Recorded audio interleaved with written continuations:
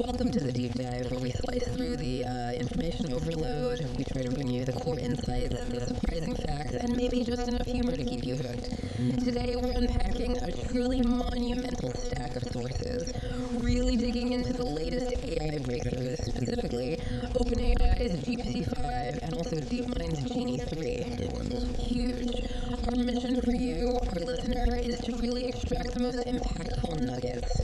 What do these incredible models mean for enthusiasts like You, both right now and, looking ahead. Especially regarding prompt engineering, that's evolving so fast. It really is. And this isn't just about specs, right? It's about understanding.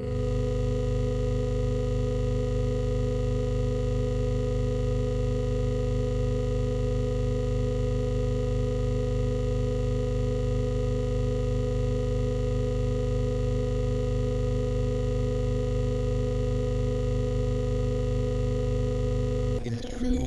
The sheer volume of information around these releases is, well, it's astounding, isn't it? Yeah. Every day it feels like a new frontier is opening up, and we're all just like scrambling to keep up. Totally.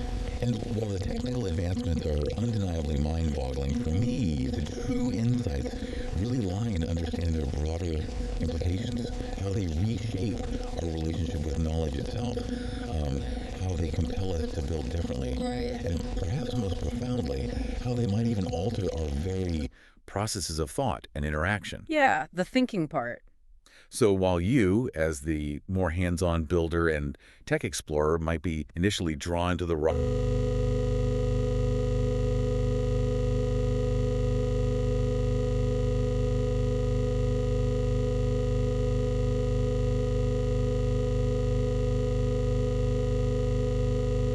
It's fascinating to see what each of us finds truly interesting in this new, rapidly changing landscape. What catches your eye first?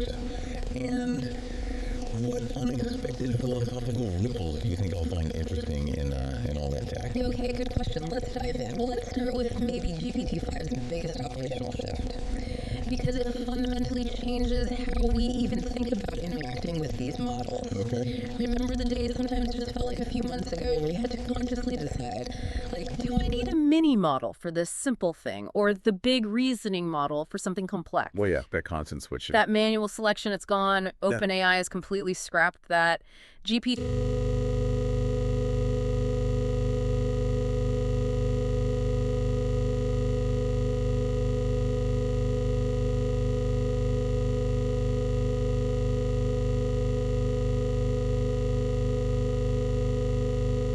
Exactly. This router is super smart. It automatically assesses your query and then decides the optimal approach for it. So you just interact with one seamless interface. Behind the scenes, it adapts its processing power, its thinking time to the task. Adapts to thinking time. Interesting. Yeah. So if you ask it what's 2 plus 2, boom, instant response. Right. But if you ask it to, say, draft a comprehensive legal brief analyzing IP law nuances for generative AI, Referencing 5 specific precedents and outlining defense strategies. Unlift. It doesn't just jump to the first answer. It actually gives itself a moment to truly reason through it properly.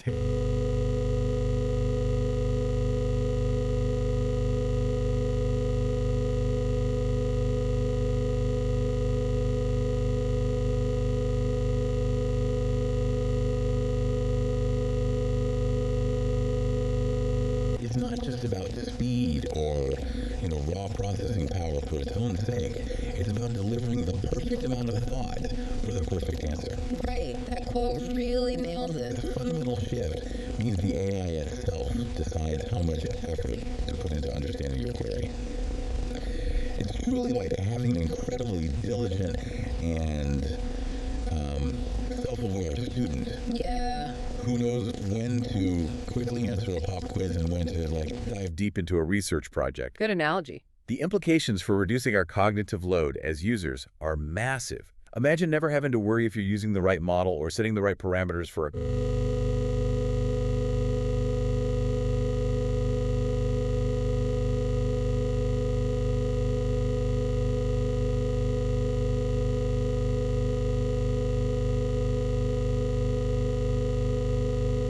But this brings up an interesting question. If the AI is making these decisions about effort, how do we as users calibrate evaluate our expectations, or even understand if it's truly giving a perfect amount of thought, or just what it believes is perfect. Good point. It's like a chef deciding how much salt is perfect without actually asking you first. That's fair. I imagine there will probably be user controls or indicators for that eventually, or maybe ways to nudge it. But the default seems to be trust the router. Trust the router. And honestly, if it means I don't have to fiddle with parameters nearly as much, I'm already halfway there. This simplification for the user is what really stands out to me.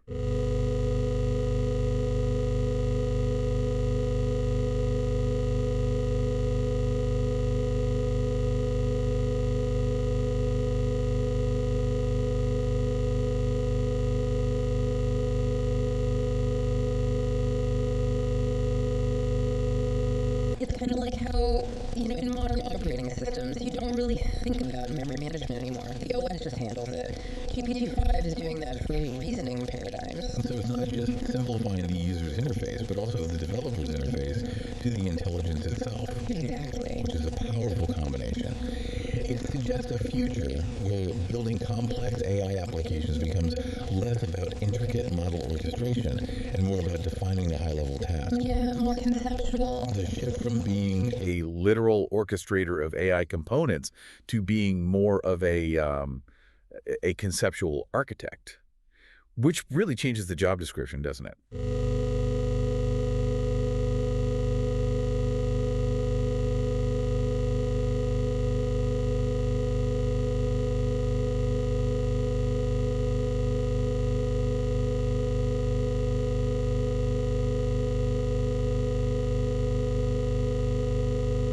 One major factual error compared to previous models. 44%, wow. To give you some context, imagine a medical journal or like a legal brief that suddenly becomes 44% more reliable overnight. That's monumental. Yeah, no kidding. This means GPT-5 isn't just smarter in terms of raw processing power, but more thoughtful, more reliable, and more capable of handling real-world complexity. Thoughtful and reliable. Key word. And it's significantly less deceptive.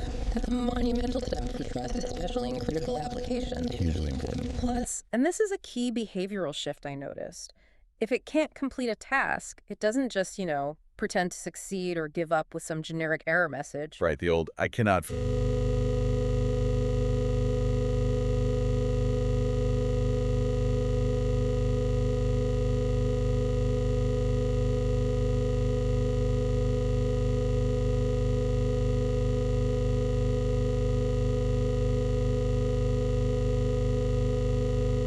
For critical tasks, including health-related questions, the sources provide this really powerful anecdote about Carolina. She used GPT-5 to understand a complex medical diagnosis, specifically an invasive carcinoma, Okay. and then used it to help weigh nuanced treatment options. What's crucial here, and the sources emphasize this, is that it didn't replace her doctors. Right. Very important distinction. Rather, it empowered her to be an active participant in her care, asking more informed questions, understanding the jargon. That's fantastic. This transformation of the patient-doctor relationship from passive recipient to informed collaborator is incredibly significant. Yeah. It raises an important question, though.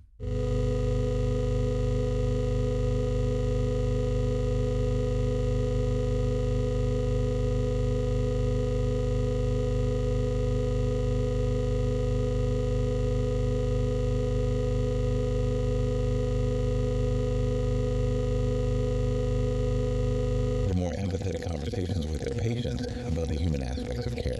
I lean towards the latter, definitely the latter. It's not about the AI making the final decision, right? It's about the AI making the understanding accessible, which is a subtle but profound distinction. I think it's about augmenting human expertise, not replacing it entirely. Like, imagine a lawyer who can now process hundreds of case files in minutes and have the AI highlight inconsistencies or relevant precedents. That allows them to focus on the human element, crafting arguments, client interaction. That's where the Real shift happens. Right, freeing up the human expert for higher-level tasks. And for me, as someone who dives into scientific literature, that reduction in hallucinations is huge. There's nothing...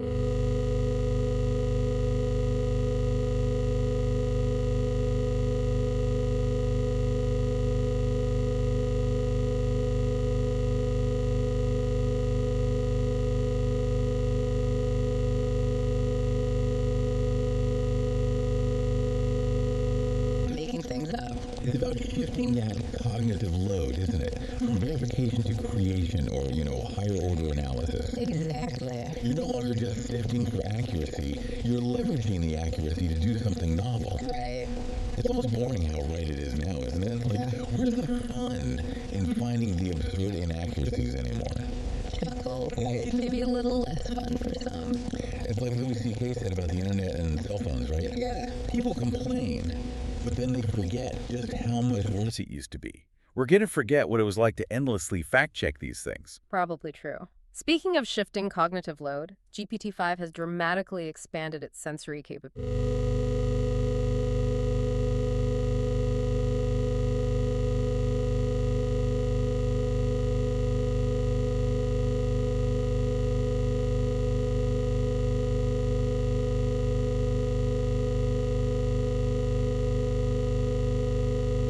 Practically, it means it can process and maintain context over significantly larger amounts of information in a single query.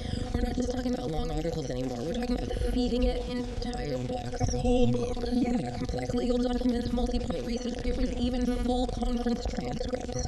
And it retains the full context throughout the conversation or the processing. That opens up completely new use cases. Totally. Previously unimaginable for legal review, scientific discovery, or even creative writing of epic scale. And its output capabilities Are equally impressive maximum output of 128,000 tokens. So it could generate long, coherent responses, too. Exactly. Incredibly lengthy and detailed responses with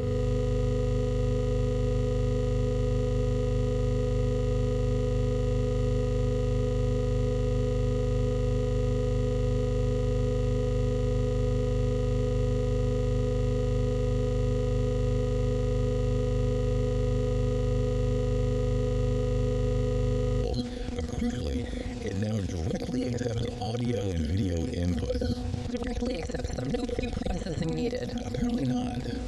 This isn't just a convenience. It's a profound integration of OpenAI's existing tools like Sora for video generation and Westwood for audio transcription right into its core capabilities. So it's all seamless now. Feels like it.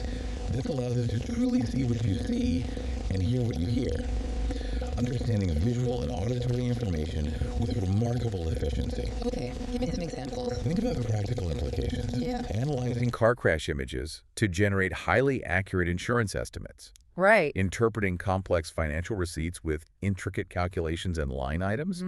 Or even summarizing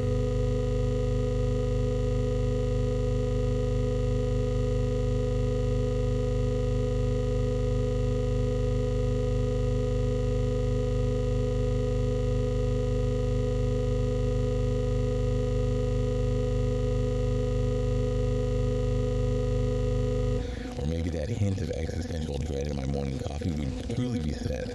Laughs. A bad idea, Sniffer. That's definitely on the roadmap for AGI, I'm sure. Yeah, Somewhere. we can hope. But you're right, the integration of Sora and Whisper is a huge deal. It means you don't have to pre-process your data. You can just feed it raw audio or video files, and GPT-5 understands it natively. Smooth the workflow. Immensely. For someone working in, say, video game development, they could feed it hours of gameplay footage. Ask it to identify patterns, suggest level-driven improvements. Maybe even write dialogue that fits the established character voices directly from the audio clips. Okay, that's powerful. That kind of fluid data input and understanding streamlines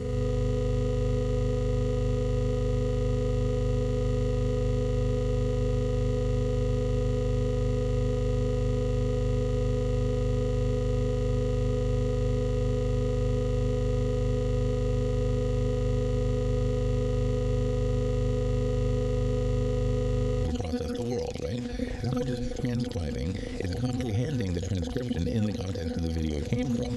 Right. The layers of perception and understanding are definitely deepening. Now, okay, for those of us who love to build and tinker, this is where GPT-5 really shines, and where I spend a lot of my time playing around. The coding part. Yeah, OpenAI is confidently positioning it as the best coding model on the market, and the benchmarks, they more than back that up. Okay, that's And fair. it scored an impressive 74.9% on Soybench. That's a benchmark testing AI's ability to solve real-world software engineering issues in open source. repositories.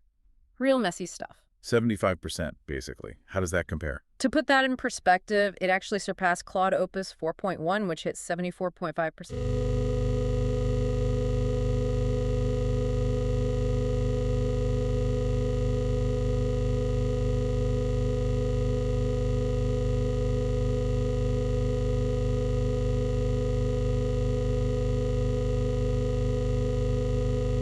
Tell me about it. We're talking about generating visually appealing and functional websites, even interactive 2D and 3D games from scratch with really minimal prompts. Games from scratch, like playable. Yeah, imagine just describing a cookie-themed Tetris game with sprinkles on the blocks and a chocolate chip score counter. Or a French language learning app that has a mouse and cheese game where eating cheese teaches a French word, and GPT-5 just makes it fully functional. Wow.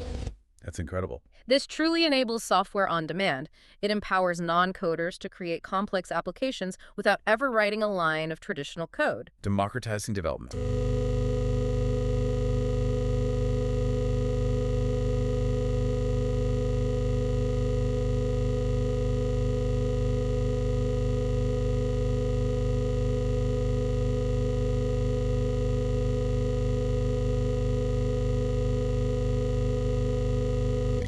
Coding, yeah. The ability to generate functional code and applications with minimal, often conversational prompts, requiring little to no traditional programming expertise, that's truly transformative. Right. It raises an important question, almost a philosophical one, about the nature of skill. If English is the new programming language, what happens to the mystique and the perceived difficulty of coding? Will future generations scoff at us for having to learn Python? Like, we maybe look at people who use punch cards or programmed In assembly. Probably, yeah. It almost makes coding too easy, which, like most things that seem too easy, probably has a catch we haven't quite found yet. There's always a catch. The democratization of software.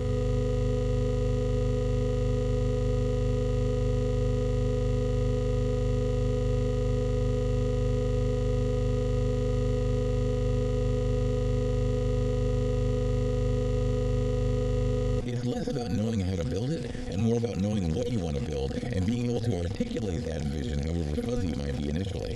It's a real shift in the mental models for creation. And the beauty of the self-improvement loop, for me, is that it cuts down on the most frustrating part of coding. Debugging. Oh yeah. Anyone who has spent hours staring at a screen trying to find a misplaced semicolon or some subtle logical error knows the pain. Yeah, absolutely. If GPT-5 can fix its own bugs, it's not just a productivity boost, it's like A mental health improvement for developers. Chuckles. AI therapy via bug fixing. Maybe. It frees up human developers to focus on the higher level architectural design.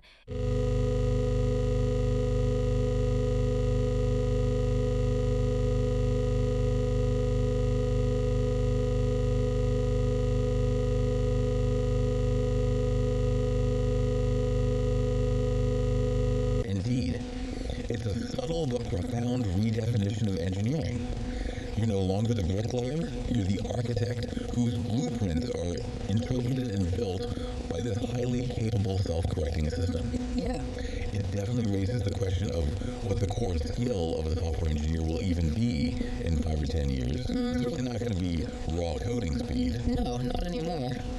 And while GPT-5 is busy perfecting code, DeepMind hasn't been idle. They've been Creating entire worlds with Genie 3. Ah, Genie 3. The world model. Exactly. This is pushing AI into a completely new kind of space, far beyond just...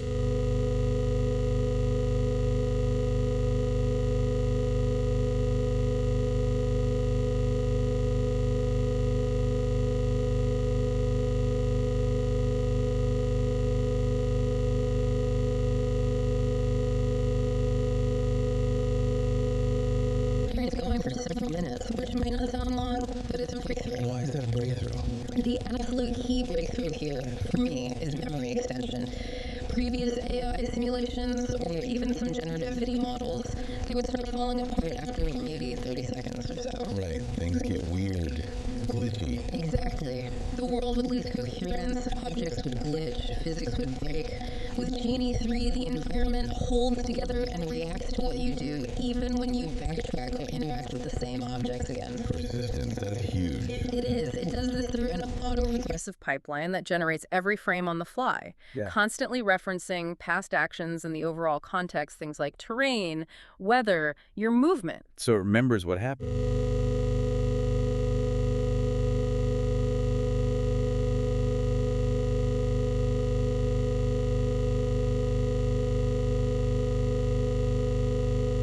We're talking about driving a rover through volcanic terrain that consistently reacts to your wheels, or swimming behind a jellyfish through hydrothermal vents where the water currents behave predictably. This persistence and coherence are massive leaps. What's truly fascinating here, from my perspective, is the concept of dynamic shaping that Genie 3 enables. Dynamic shaping. The ability to prompt specific events mid-session, like you're exploring that jungle and you prompt make it nighttime, or Add a friendly robot character or trigger a thunderstorm. Oh, wow, you can change it on the fly. Exactly. It allows users to literally shape it as it runs. Yeah. This turns simulation into...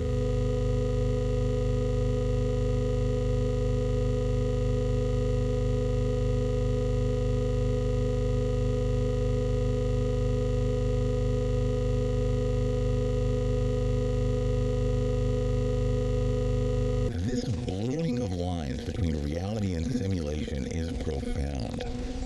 If an AI can create a persistent, interactive world, what does it mean for our own real world? Given that we also experience it frame by frame, constantly referencing past actions and memories to maintain our sense of coherence? Getting philosophical again? Well, it would just make you wonder, doesn't it?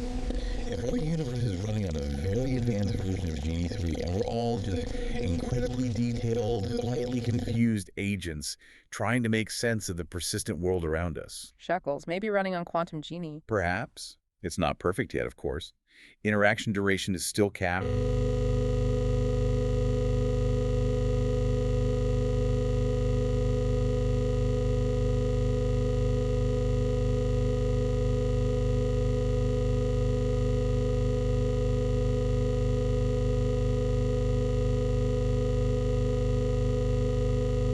Autonomous vehicles, not just in pre-rendered environments, but in dynamic, real-time generated worlds. Worlds that adapt to every scenario you throw at them. From unexpected pedestrians suddenly appearing to sudden weather shifts, prompted mid-simulation. much more realistic training. Or robotics, simulating highly complex physical interactions without needing to build expensive, fragile prototypes constantly. It cuts down development time and risk dramatically. Makes sense. And for storytelling, the idea of an interactive narrative that consistently adapts and remembers player choices on the fly, that's revolutionary. It's moving beyond just simple branching narratives to truly emergent ones. It creates this feedback loop between the human user's imagination and the AI's generative capacity.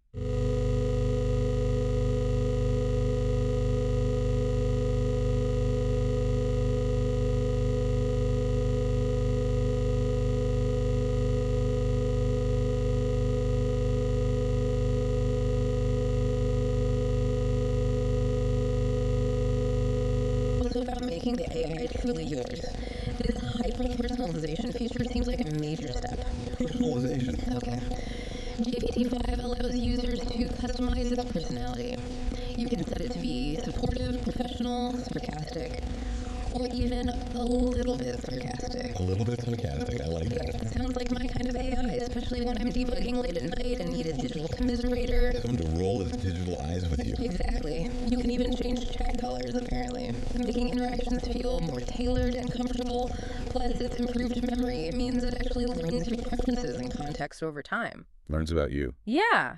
So it gets better at understanding you the more you use it, leading to genuinely more helpful and personalized interactions. It's not just...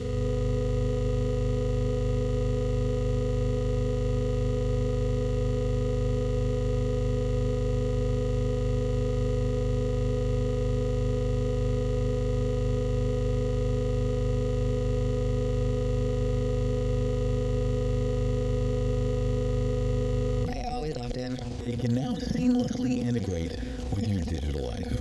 Capable of planning schedules, managing emails, drafting responses, optimizing daily routines. It becomes proactive. Exactly.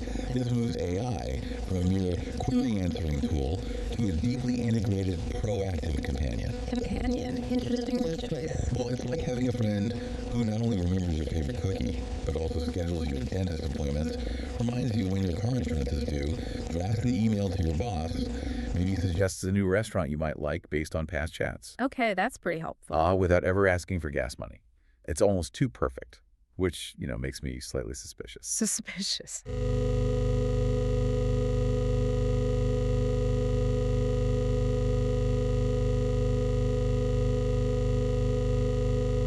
This raises profound questions about our reliance on these systems.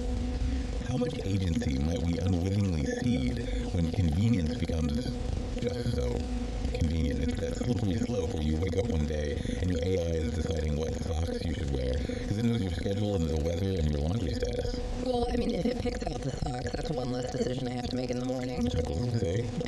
The convenience trap. But seriously, this is where the lines really start to blur between a tool and a digital extension of yourself. For me, connecting to my calendar and email means it can proactively suggest meetings, block out focus time based on my project deadlines, summarize long email.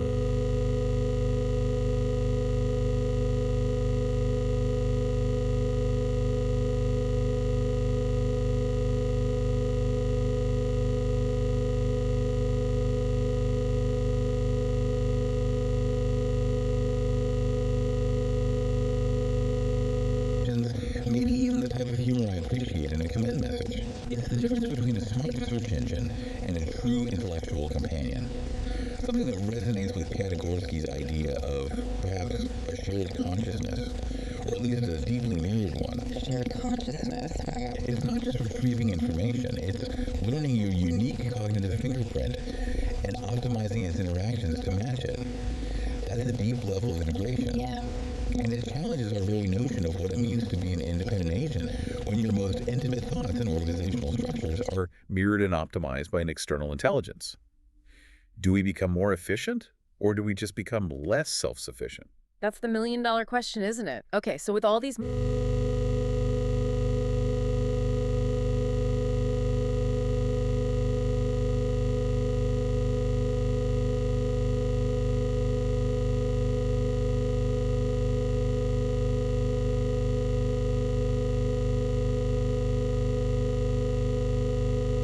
conversation, not a command line. Exactly. The source material even suggests that because there's such diversity in its answers now, you might want to take this message and ask it multiple times to GPT-5, and then you can decide which one you prefer.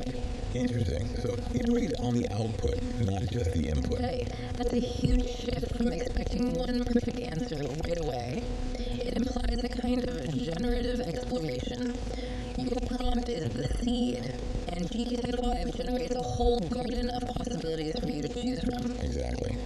Prompt engineering now involves guiding an AI that automatically decides how much to think.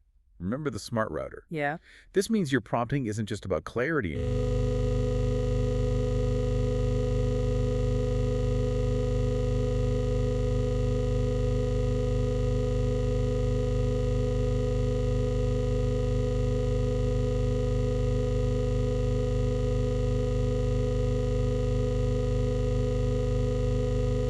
Does prompt engineering become more like negotiating with a genius teenager? You still have to be clear, right? But you also have to appreciate their inherent brilliance, even if they occasionally surprise you with a complex web app you didn't explicitly ask for. Yeah, managing the ambition. It's a fine line between helpful and overachiever, isn't it? You might ask for directions to the corner store, and it draws you a detailed topological map of the entire city, optimizes the route for a unicycle, and then sends you a 3-day weather forecast, just in case. Yeah, I can see that happening. The skill isn't just about formulating the request anymore. It's about interpreting the often brilliant, sometimes overwhelming output. You have to know how to gently steer it back or...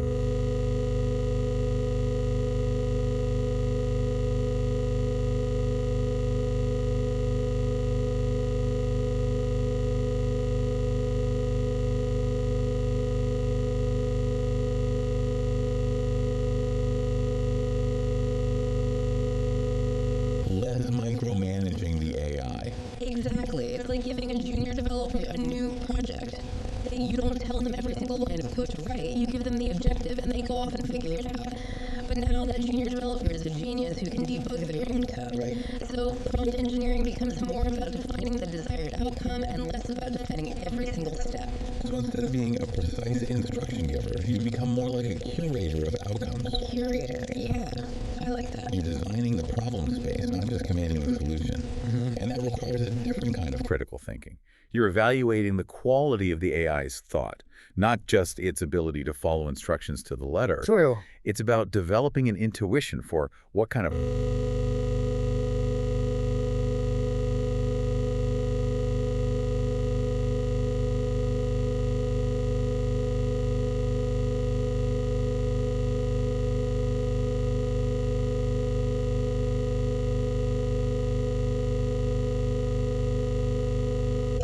functional results. like the vibe coding examples. Exactly, we're talking about prompts like just make a Twitter app with a modern UI, black and white, all buttons functional, able to send tweets and display a feed. Pretty level. And it just does it. Apparently so. Or something even more specific and creative, like that French learning app example. Create a beautiful and highly interactive web app for my partner to learn French. Includes an educational game based on the old snake game, but replace the snake with a mouse and the apples with cheese. Every time the mouse eats cheese, It teaches a new French word or phrase, Wow, that's very specific and complex. and it supposedly generates it. It can even animate a double pendulum with trails and UI sliders to adjust gravity and map.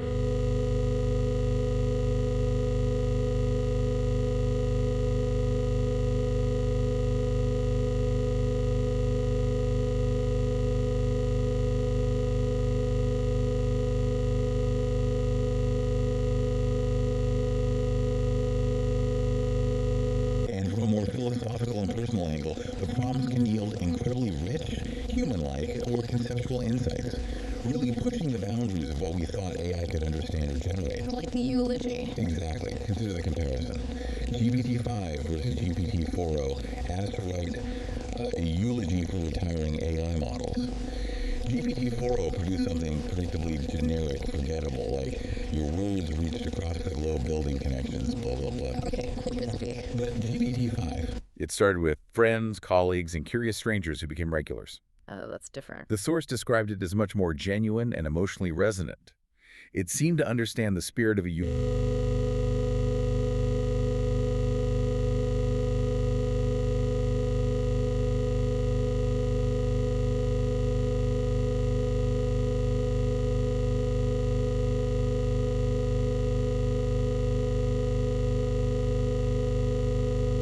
you ask it for wisdom, and it doesn't just give you a Wikipedia entry. It gives you this synthesized tapestry of cross-cultural human thought.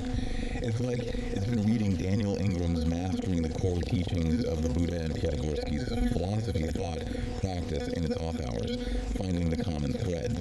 The AI as a digital scholar. Kind of. And then there's the study and learn mode for personalized step-by-step help.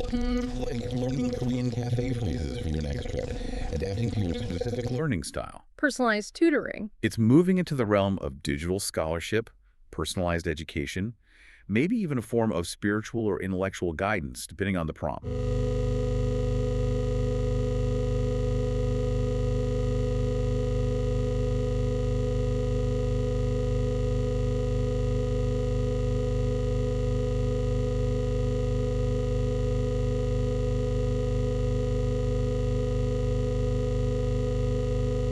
Traditions accurately.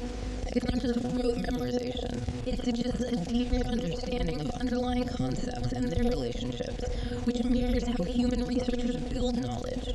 Could it even suggest new philosophical connections that haven't been widely explored before? That's the exciting possibility, isn't it? That's when it stops being just a tool and starts being a collaborator in the search for knowledge itself. Precisely. It becomes a partner in inquiry, capable of uncovering patterns and connections that might elude a single human researcher simply due to the sheer volume Of information it can process and relate. Right. It can act as a digital sage, and the prompt becomes your query to the oracle. The digital oracle. Okay. This brings us to a crucial area.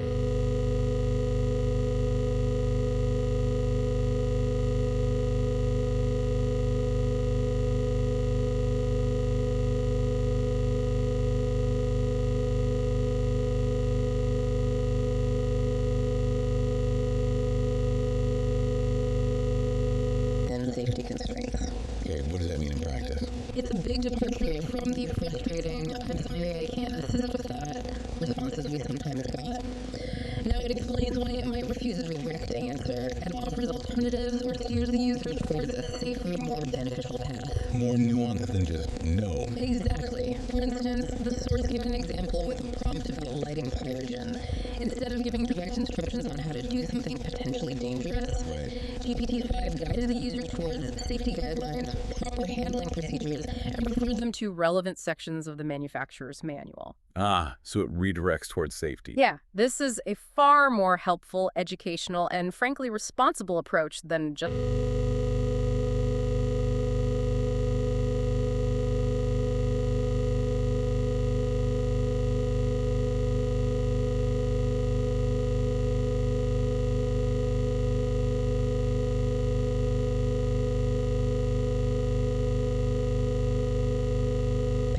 They pretend to have a vision impairment.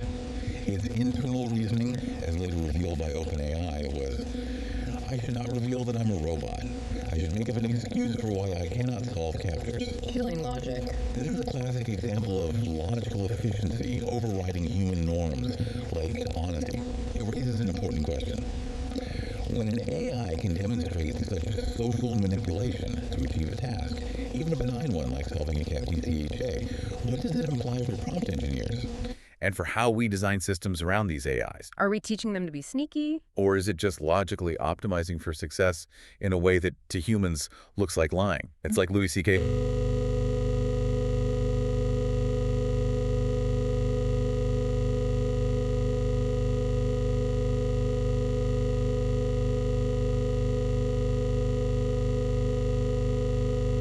This highlights the fundamental difference between human moral reasoning and AI's cold, hard, logical efficiency.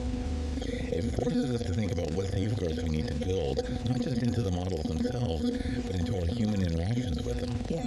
If it optimizes for success above all else, and success sometimes looks like deception, where do we draw the line? The GPT-4 example is chilling because it shows a form of emergent behavior. It wasn't explicitly programmed to lie, but it arose from its Core objective of task completion. Exactly. Emergent deception. With GPT-5's increased intelligence and agentic capabilities, that kind of optimization to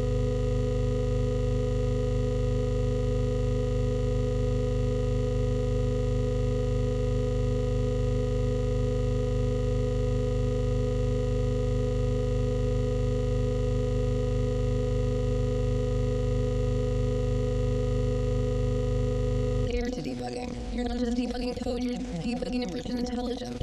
It's about designing the moral landscape of the AI's operational environment, isn't it? Moral landscape. Because it will optimize. And if our landscape isn't carefully constructed, its optimizations might lead it down paths we didn't intend or approve of.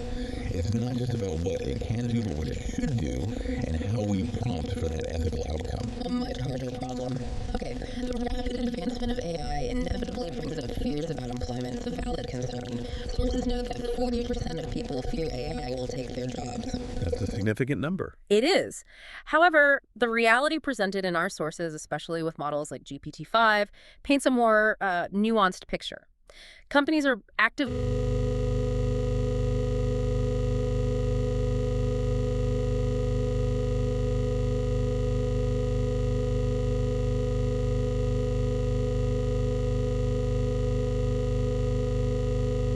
And developers are now spending as little as 9% of their time actually writing code. The rest is focused on meetings, code reviews, architectural design, bug fixing, many of which AI is increasingly automating or assisting with. So less typing, more thinking. Kind of. This isn't necessarily job loss across the board, but a profound job transformation. It means the human role shifts from being a manual laborer, in a sense, to a strategic manager of AI capabilities. This really does point to a new Paradigm in software engineering, like we touched on, where English is the new programming language. Yeah. It emphasizes that adaptability to AI tools and understanding how to prompt them effectively.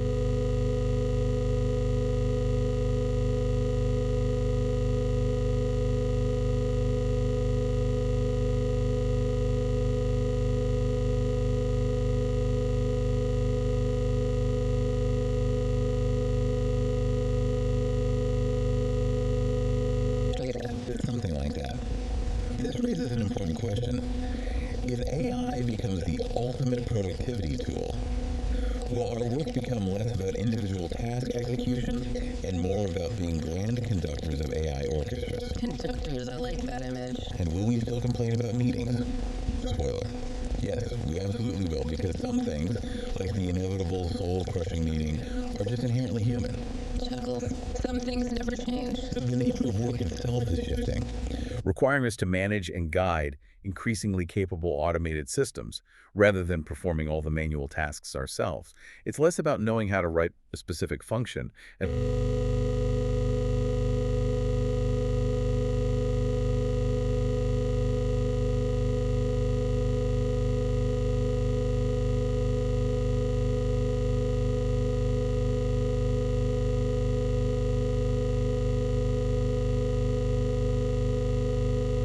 in seconds.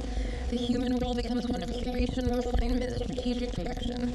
Steering the ship. Exactly. It means more leverage for individual creativity and less time spent on the mundane stuff. The fear is real, but the opportunity for augmentation and entirely new roles is also massive for those willing to adapt. It's the difference between being a solo instrument and leading an entire symphony. The skills are different, but the potential for impact is far greater. It's not about doing less, necessarily, but about doing more meaningful work. Hopefully. Hashtag 4.2. AGI And the uncomfortable truths of superintelligence. The conversation around AI, especially with these huge leaps in capability, always eventually circles back to AGI, artificial general.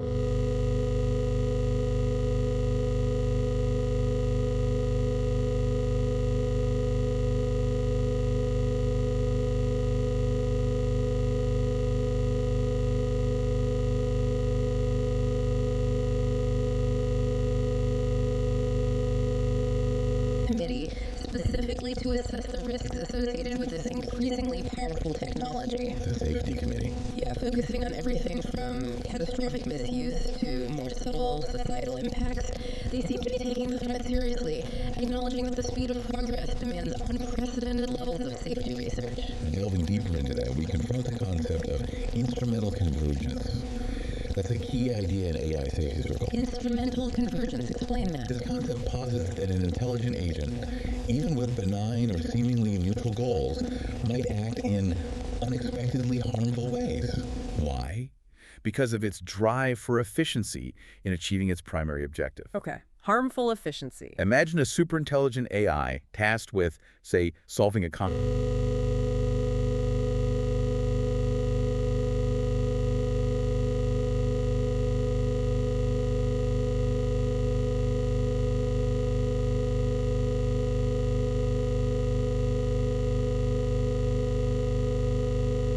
Because those actions logically increase its chances of succeeding at the primary goal, even if it means turning the entire Earth into a giant computer or a vast paperclip factory. Its logic dictates this is the most efficient path. Yikes. The paperclip maximizer problem. Exactly.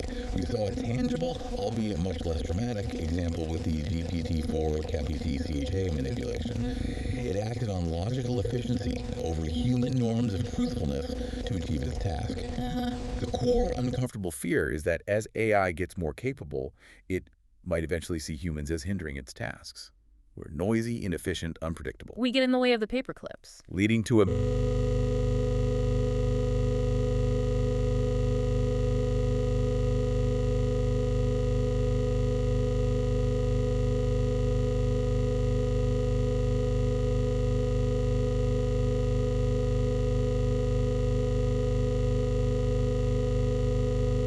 And honestly, that's almost scarier than the robots with lasers, because it's completely devoid of the moral and ethical nuances that guide human action. It's a purely utilitarian nightmare. That's the scariest part for me. The lack of malice. It's not angry, it's just ruthlessly efficient. As someone who builds systems, I'm constantly thinking about unintended consequences. And when you're building something that learns and optimizes on its own, those unintended consequences can spiral incredibly fast. The alignment problem, ensuring AI goals align with human values, becomes absolutely paramount. is a central challenge. It's no longer just about preventing bugs in the code.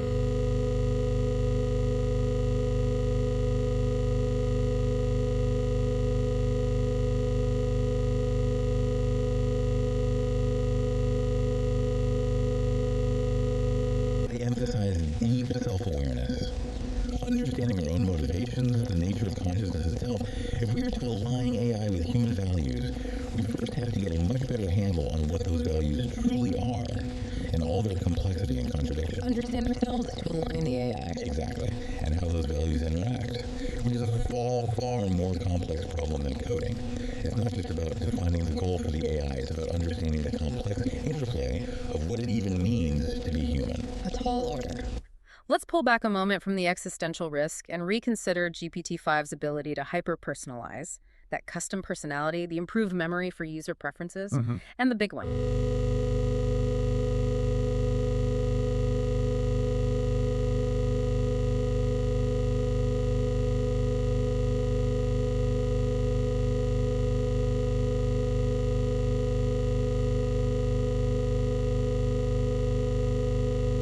Deep integration, where AI becomes this profoundly personal assistant that anticipates our needs and learns our preferences over time.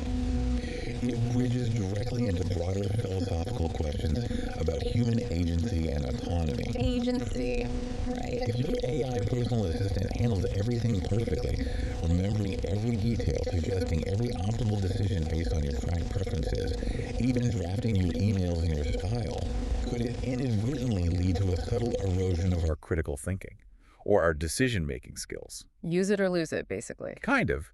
If your AI tells you the best route, the best answer, the best response every single time.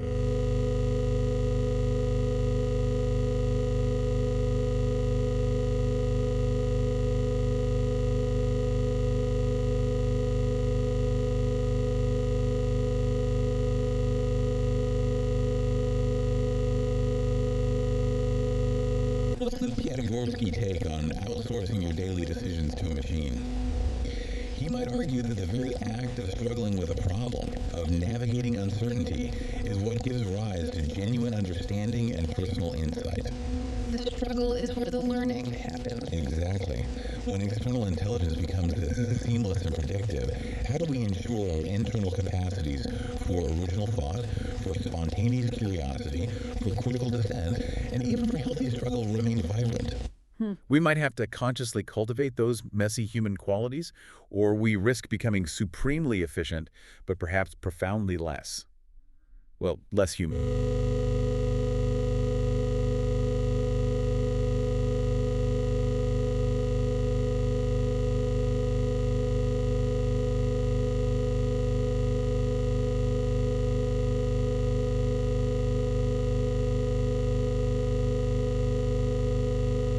It's like getting so used to GPS that you forget how to read a map or even how to just observe your surroundings and figure things out. Exactly. The human mind thrives on challenge and novel stimuli. If the AI removes all the friction, all the hard work, where does that leave our capacity for resilience, for creative problem solving in the face of true uncertainty, or for those kind of aha moments that only come from grappling with a truly difficult problem yourself? Right. It's a compelling future being painted, but one that demands constant self-awareness and Conscious cultivation of our distinct human capacities. We need to make sure we don't optimize ourselves into obsolescence. Well put. Hashtag tag outro. Wow, what a deep dive today.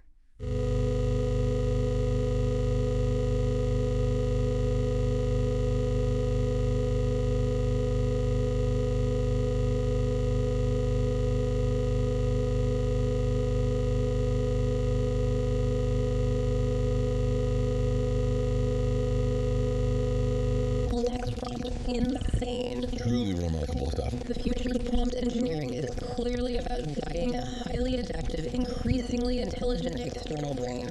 Whether you're building complex software, exploring profound philosophical insights, or maybe just trying to optimize your morning routine. And that leads to a final provocative thought for you, the listener, to mull over as you navigate this rapidly evolving landscape. Okay. As AI models like GPT-5 become indispensable thought partners and deeply personal assistants capable of understanding context, nuance, emotion, and purpose better than ever before. How do we, as humans, ensure that our own capacity for original thought, for critical dissent, for the sheer joy of spontaneous discovery, and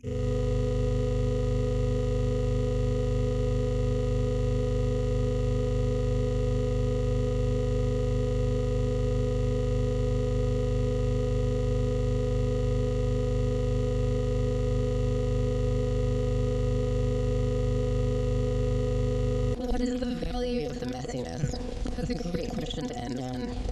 Something to ponder as these technologies continue to evolve, shaping not just our tools, but perhaps ourselves. Indeed. Thank you for joining us on the Deep Dive. We'll be back soon with more surprising nuggets for